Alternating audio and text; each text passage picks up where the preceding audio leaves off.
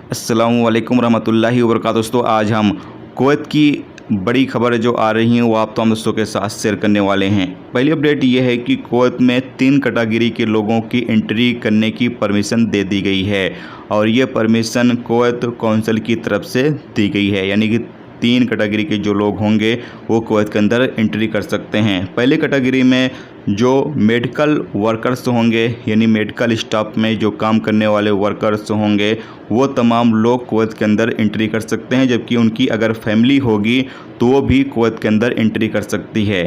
दूसरे नंबर पर बताया गया है कि राजनयिकों यानी कि जो डिप्लोमेट होंगे वो तमाम लोग भी कुवैत के अंदर एंट्री कर सकते हैं।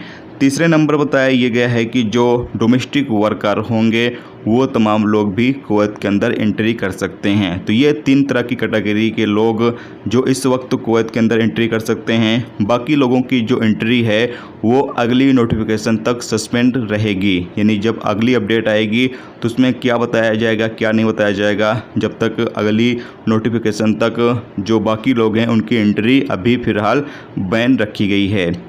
इसके अलावा अगली अपडेट ये है कि कुवैत में रमज़ान से पहले फ़िलीपींस से डोमेस्टिक वर्करों का एक न्यू बैच जो है वो कुवैत पहुंच जाएगा, यानी जो नए वीज़े पर डोमेस्टिक वर्कर हैं वो फ़िलीपींस से रमज़ान से पहले पहुंच जाएंगे।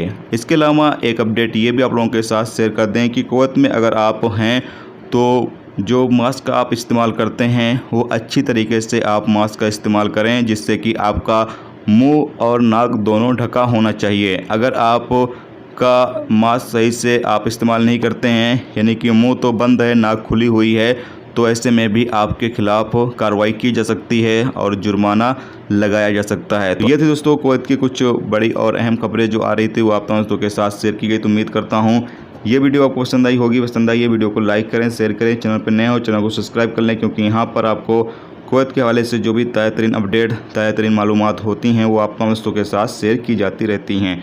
चलिए फिर मिलते हैं नेक्स्ट टॉपिक के साथ। जब तक अपना ख्याल रखें। खुदा।